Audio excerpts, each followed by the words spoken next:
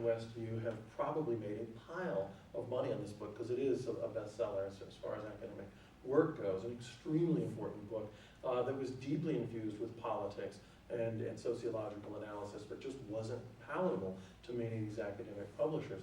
Another colleague of mine, Ward Churchill, who I think since being fired from the University of Colorado at Boulder is now listed as an independent scholar, and Anthony knows him well as well. Ward, to my knowledge, I was on the faculty in ethnic studies at Colorado Boulder with him. He's published more books than anybody I know, other than maybe Anthony, and not one of them at a university or an academic press. It's all like South End or City Lights, very left, very non-mainstream alternative radical presses.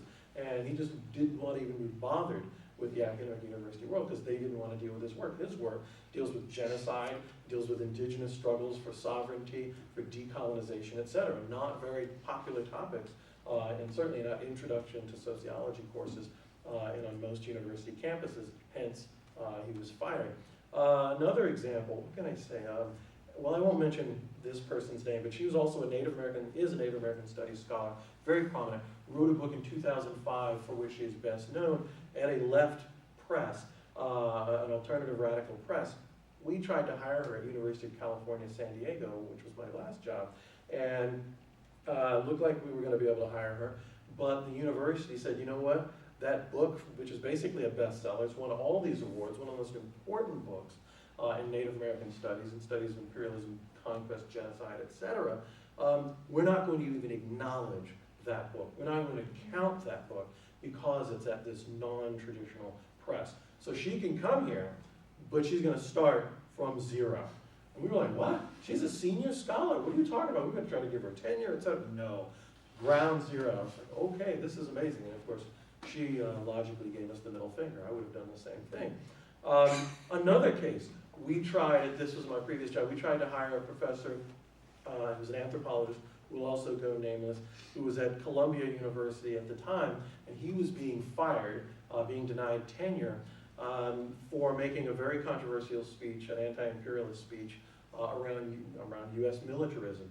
And we said we wanted to hire him. We came out for the interview. We loved him. He was an anthropologist, brilliant, published widely and at the top university presses. A book with the University of Chicago, doesn't get any more prestigious than that.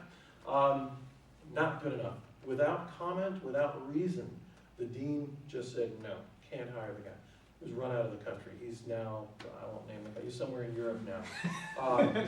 So, name that academic. Yeah, exactly. So you probably wouldn't want me to. So even when you do have all of these credentials, you're working at an Ivy League university, you've got all these networks, for your political beliefs and views, and if you speak out, you can also, if you're a social justice author and activist, you can be disciplined, you can be regulated, you can be fired. So these are some of the experiences that I've witnessed and that I've been party to. So how do I navigate this and negotiate this? I would say I'm probably not as left of center as some of the folks up here.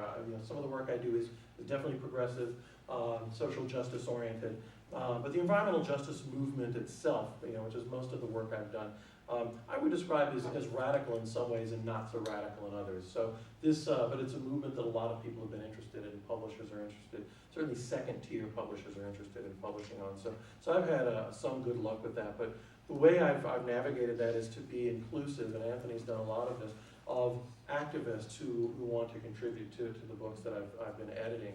And I think Kim has had some success with that as well.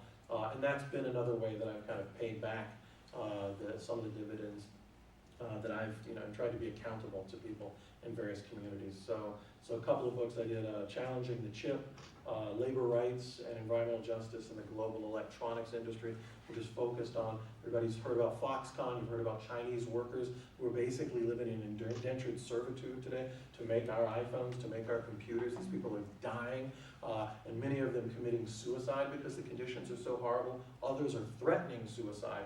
And now Steve Jobs' successor, whoever the hell that is, at Apple, and the whole Apple Corporation is being forced to at least have a conversation about that and acknowledge that. Well, that's what this book was about. It was about human rights, it was about labor rights, it was about environmental justice for workers in the IT sector, in the electronics industry, and for the communities around and for the ecosystems around these plants, which are some of the most toxic, polluting, and horribly cancerous and death-dealing machines you can imagine.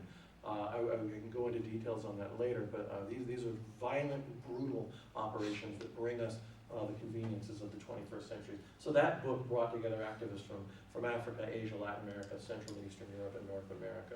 And anyway, I've done several projects like that. And so that's been satisfying and somehow palatable to a select number of university presses that I've been able to find, like MIT Press, which has a series that is edited by an activist scholar. So, and I would say that that's the exception that really proves the rule that we've been hearing about today. So I guess I would just say that, you know, I've had a fair amount of success, a fair amount of privilege that I've brought to the table, and you know, like George Lipsitz, another colleague of mine, has said, if you're privileged, don't moan about it, ask what can you do with that privilege, and that's what I've been trying to do and reaching out to various communities. So I guess in closing, what I would say is to quote a good friend and colleague of mine, Angana Chatterjee, who also a few months ago just lost her job at a university in California for her social justice work. She always told me, said, David, at the root of sustainable communities, we must produce sustainable knowledge. And so, so that's what I'd like to think we're at least partially up to here. So I'll end there and turn it over to Kim. Okay. Well, I feel like a late bloomer in comparison to some of the very interesting stories that we've heard. I didn't get into activism or really into academics until I feel like I started my PhD program in 2006. So I graduated with an undergraduate degree in English, and I didn't know what to do with myself. I was a very kind of shy, withdrawn person. I just like to read a lot. So I kind of was interested in radical ideas. I was always interested in animal rights, but I never acted on it. I spent my 20s engaging in various forms of self-destruction that I won't bore you with. Be an interesting stories, but not appropriate for today's talk.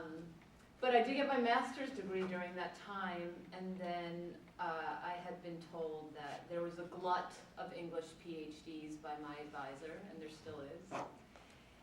So I said, okay, I'm not going to pursue a PhD. I still didn't know really what was going on or what I wanted to do. So I got out into the world and held a series of jobs that I would then, I would be pretty successful, but I would quit after a year out of boredom. Until on a whim, I answered some ads for adjuncts at community colleges. So I had never really thought of teaching, but I started doing adjunct work. I was in Pennsylvania at the time, and I finally found the job that I didn't want to quit after 1 year. So what I further found out, though, is that even at the community college level at the time, people were applying for full-time jobs, and they wanted PhDs. Again, especially in English, because there's so many people with English PhDs in the world. So I really liked my job. I wanted to do it full-time, so I said I'm going to pursue a PhD to up my chances of getting a full-time job. My parents didn't go to college, so my brother and I were kind of first generation. So to be pursuing a PhD was kind of exciting and different for my family, and I got a lot of support from them. And then what wound up happening is, this is actually started out as my dissertation turned book manuscript. Once I entered a PhD program at Indiana University of Pennsylvania, it's like I couldn't help but become an activist as well because of the research I was doing. So whether it was laziness or just fear, a lot of it, especially in animal rights, to me the animal rights people always look like the cool kids who I could never be a part of. You know, they were like punks or what, and I was just like me. So I'm like, oh, I'm not cool enough to be an animal rights activist. And it turns out you just call an organization and they want your help. So that's how you become an animal rights activist. But at the time I thought,